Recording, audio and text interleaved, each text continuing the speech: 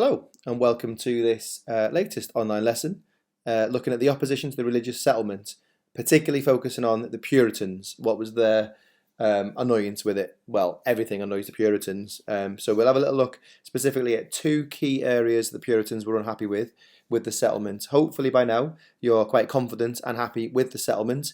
How Elizabeth generally has pleased most people and most of the country accepted it in practice. Obviously there's always going to be some opposition, so this lesson will be the Puritans. Next lesson we'll look at the opposition from the Catholics.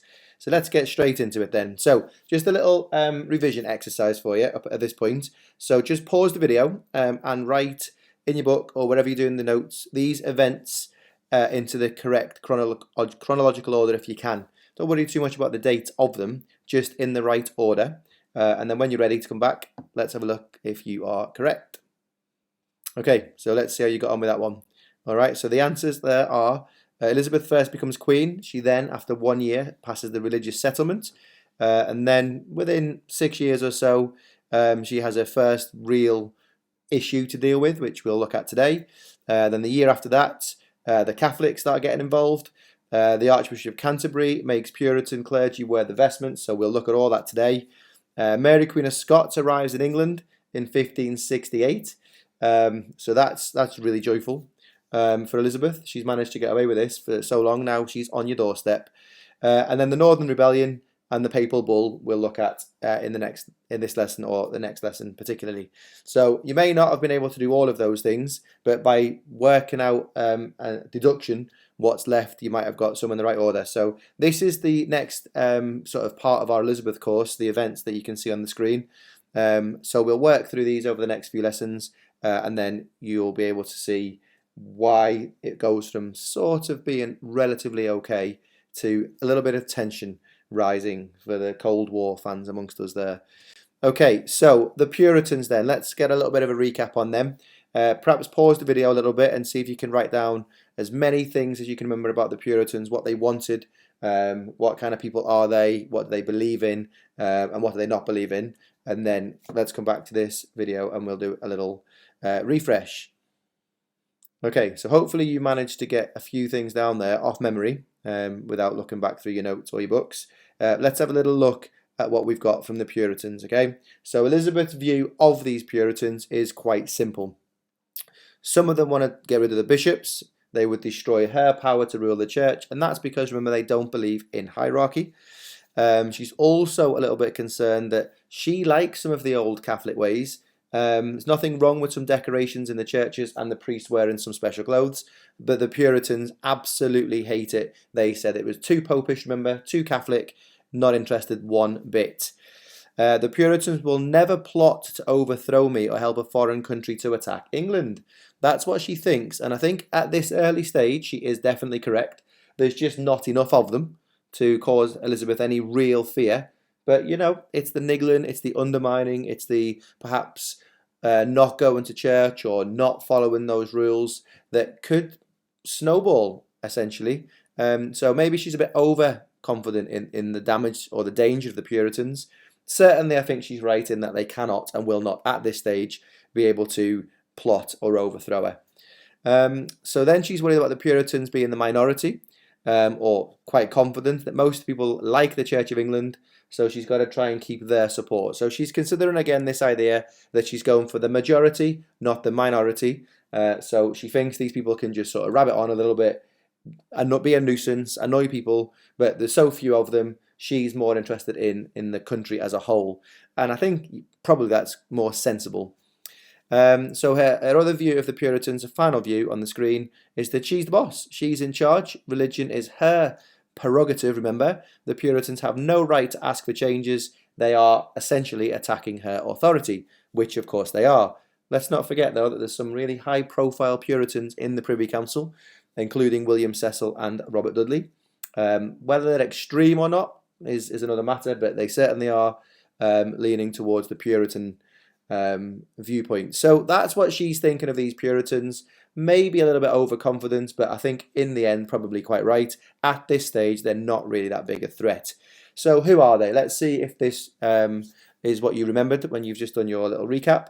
Basically, they left England during Bloody Mary's reign, clearly, because they would be killed otherwise, and they went to the Netherlands.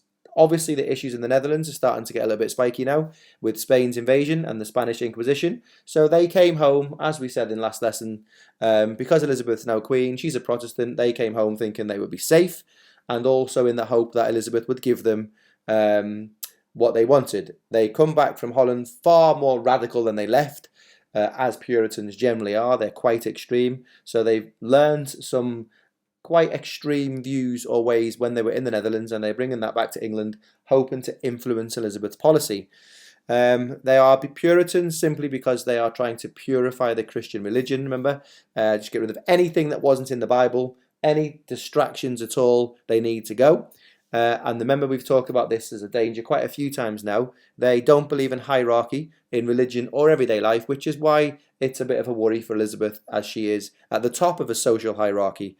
They want their Puritan churches to be very basic. No altars, literally just a plain table. And these are some of the things that, well, let's have a little look here at whether or not we think the Puritans will be pleased with what's happened. So they have come home and they've seen the bishops are running the church. The Puritans want the church to be run by committees elected by churchgoers. That's not necessarily what's going on, is it? She's called herself the Supreme Governor. Puritans did not believe in a head of the church, so that might not please them either. The Catholic appearance of the new church, remember, it's still a little bit Catholic-y. Although the walls are whitewashed and there's less stained glass windows, the Puritans want more. All right, they want just plain. They don't want to see candlesticks or any of those things. So obviously they're going to be a little bit disappointed with the settlement in that sense. They are a bit disappointed that the priests are still wearing special clothes. Again, far too popish. They want their priests wearing just plain black gowns. And some of the wording in the new prayer book has upset them too. The Puritans believed that the presence of Jesus in the communion service was spiritual, not physical. This idea about the bread and wine transforming. So it's quite clear with those examples there that the Puritans aren't happy with anything. You can see from their clothes, they're very, very plain. So if we just nip back to our thoughts on this group of people who have come home from the Netherlands after being in exile, hiding from Bloody Mary. They come home hoping for Puritan religion, and they are generally disappointed. But they are in a small minority, but they are going to oppose the settlement. So let's have a little look at where this is going to develop for Elizabeth. Whilst we go through this next bit and next lesson, the Catholic challenge, you need to be thinking all along how dangerous are these threats or these challenges. For a 16 marker, for example, we'll talk about that shortly, how dangerous or how big a threat was the Puritans compared to the Catholics, or even compared to the European threat. You would have to perhaps argue that. So let's start building up this potential issue for Elizabeth. What they hoped for, they did not get. The middle ground of the settlement, I feel like we've established now, has pleased the vast majority of the country, but not the Puritans. So this is how they challenged it. You'll need to know this as a basis. So this little grey box is going to form the basis of your paragraph on what the Puritan challenge was. I feel like it would be easier as a 12 marker because we could say, explain why Elizabeth faced opposition to the religious settlement. And then one of our 3 paragraphs could be the Puritans. One of our paragraphs could be the Catholic challenge. And our final paragraph could be threats or challenges from abroad. Mary Queen of Scots or the Pope or whatever. We'll see about that next lesson. So the gist of the Puritan challenge, which will be the majority of your paragraph, is that they ignored or disobeyed parts of the settlement. Clearly, they're going against the Queen and the potential to get in trouble, but they are Puritans, they are extreme, and this is their way of opposing it. It's not a direct attack of Elizabeth, but it's undermining the Queen, isn't it? They question if people should kneel to receive communion. So again, all that's doing is niggling a little bit, undermining the Queen's authority, undermining what the Queen has said should be the thing that happens in church. They believe the priest should be equal, not kneeling down. The people shouldn't be kneeling down because that obviously puts them beneath the priest, and that is what would happen in a Catholic church. They abolished organ music with hymns. which obviously doesn't please the normal people in the church, whether they're particularly religious or not. Everyone likes a bit of music. It would probably make the whole service a little bit more interesting, I guess. They are wanting rid of all organ music and hymns. Really plain, really quiet, really essentially boring, but pure. So there's some of the things that they do on a weekly basis just to undermine the settlement and underline Elizabeth. But nothing too dramatic, I think it's very clear to see. But there are two specific areas where they're going to do a protest, which Elizabeth is going to have to deal with. Because if she doesn't, she's of course going to look really weak. So in your notes, I think the best way to do this next bit is to make a little table like this and fill it in as we go through the rest of this lesson. So pause the video, draw this table, or if you're doing it on a computer, create the table on a Word document or whatever, and then we'll start getting through to the two crises that she's going to face regarding the Puritans. Okay, so we'll be able to summarize at the top of each box the summary of the crisis. What did Elizabeth do? And then we'll give it a little threat level and we'll try and justify in there why it's a serious threat. So 1 being no threat at all, 5 being near death. All right, now we've done loads of this stuff, haven't we, in the Cold War course, in these meetings. Did they make it worse? Did they improve the situation? So again, very similar to that, these two topics. So when you've drawn this table, come back and we'll continue with this lesson. All right, so the main challenge, the first challenge is the crucifix crisis. Remember that the crucifix still has Jesus on it. The Protestants believe that Jesus is back alive. He came back alive after 3 days. So they don't want to see him on the cross. They celebrate that he's alive, where the Catholics, I feel like, they want to remind everyone of the pain and the suffering of Jesus. So they have Jesus still on the crucifix. The Puritans were already angry that the settlement is too popish, too Catholic. It includes the statues and the idols in the church. They want rid of all of that. They saw the inclusion of the crucifix in their churches as a step too far. So you've got this Protestant church with crucifixes in it. Clearly that's going to please the Catholics in the church. Every Sunday they're sat there listening to this English service, reading this English Bible. Not overly happy with that. So at the very least they want to be able to look at a crucifix and that might just appease them a little bit or make them feel a little bit happy. So the Puritans are going to kick off about this crucifix issues, and this is essentially a first real challenge to the settlement. So just pause this video and write in your book or whatever you did your notes, what do you think Elizabeth should do about this? Should she remove the crucifixes to please the Puritans? That might upset the Catholics, but it might put down this little rebellion, this mini sort of attack. Will that undermine the Queen? Will it make her look weak or will it make her look smart? You decide for yourself, and then when you're ready, come back and we'll continue this lesson. Okay, so I think there's one of those things again where you can't really be wrong in what Elizabeth does. Bit of a dilemma really. Whatever she does, she's going to upset somebody. So let's have a little look at the situation with the Puritan crisis, the crucifix crisis. So as the Queen has said in this little box here, she's tried to please everybody. She's tried to fit the majority of it all. So she's saying the crucifix remains. If she loses the crucifix, she will appear weak as well as upset the Catholics. And there are a lot of Catholics and she's a Protestant. She shouldn't have to please them. Oh, the dilemma. So that is kind of what we've just talked about. We know the pros and cons of taking them out. Is quite clear what she said there. This is especially difficult though and dangerous as the Pope has just told her loyal subjects, all the English Catholics, to boycott the new church.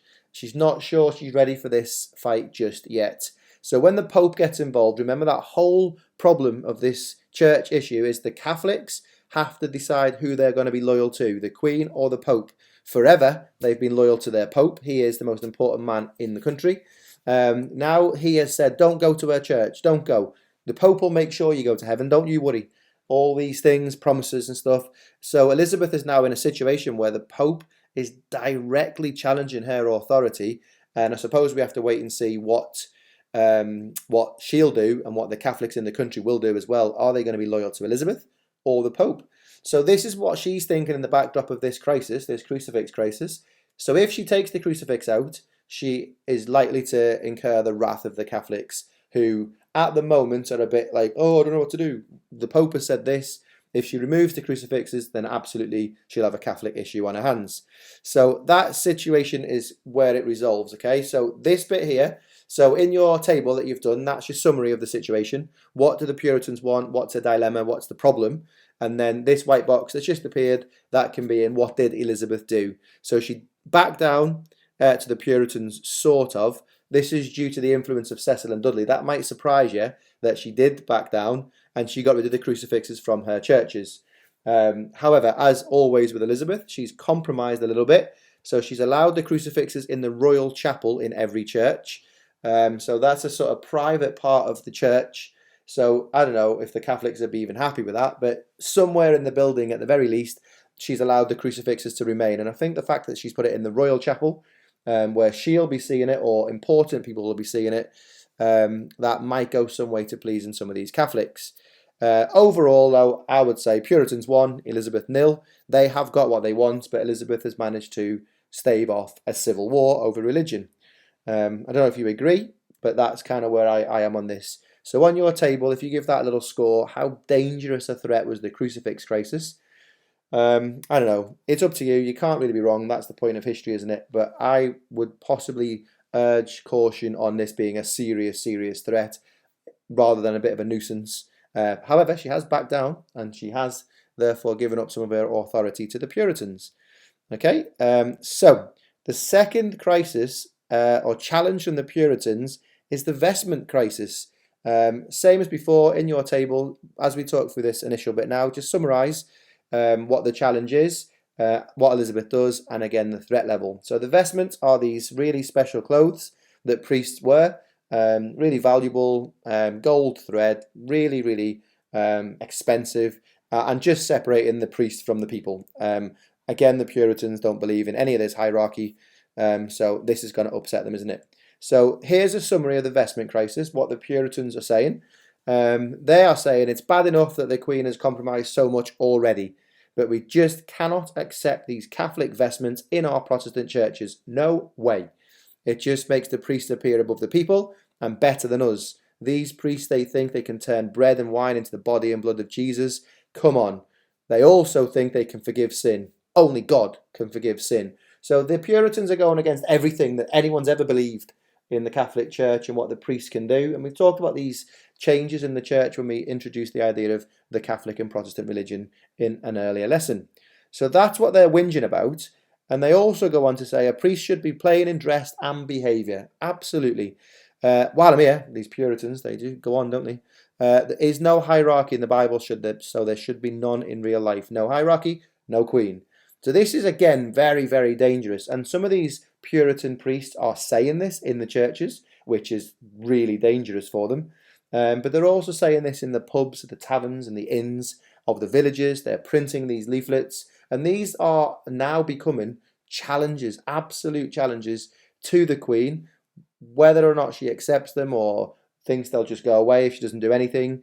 That is, again, up to your call, really, in when we're thinking how dangerous this threat is. But, you know, they could get support. They could start getting some support from other Puritans or moderate Protestants joining sides. Perhaps it is something that she does need to deal with. So the main issue with the vestment crisis, if you summarise there, is that they are too popish, too Catholic, and they separate the priests from the people. Make sure you've got that in the first bit of your table. All right, so this is a little photograph of me being a geek of actually one of the vestments. Now, in this museum where I found this, it's right far back, so they weren't tiny people, but you can see the quality of the clothes, the cotton. It's just incredible. So the Puritans called these vestments rays of the Antichrist. That's what they're getting upset about. It's a lot of fuss over the clothes that they're wearing. To most people, like I would say 99% of people, wouldn't even bat an eyelid, don't even care. But to the Puritans, they do.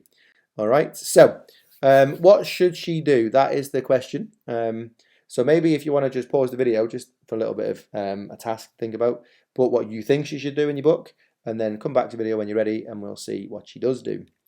So she's going to say quite clearly, I am the Queen. All will obey me. The Archbishop of Canterbury will issue a book of advertisements declaring how my clergy will dress and behave. They will come to London to be shown how to dress. If they refuse, they will be sacked. Although this could be dangerous and start a Protestant rising, it is the only choice I have. So she is taking a completely different slant to this crisis than she did with the crucifix.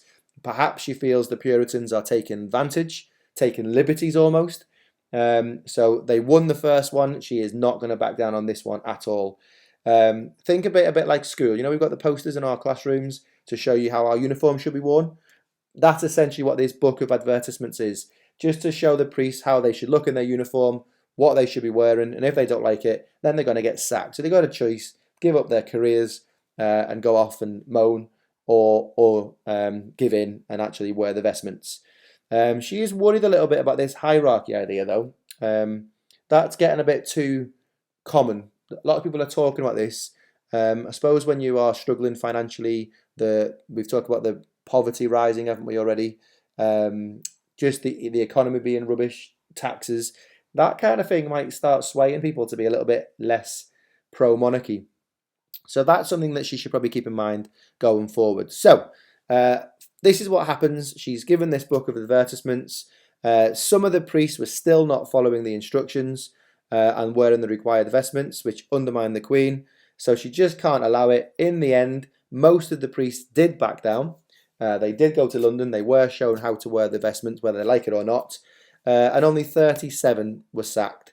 So again, when we're thinking about threat levels on your table, I don't know if it's the end of life kind of threat, more of a nuisance again, maybe you could say.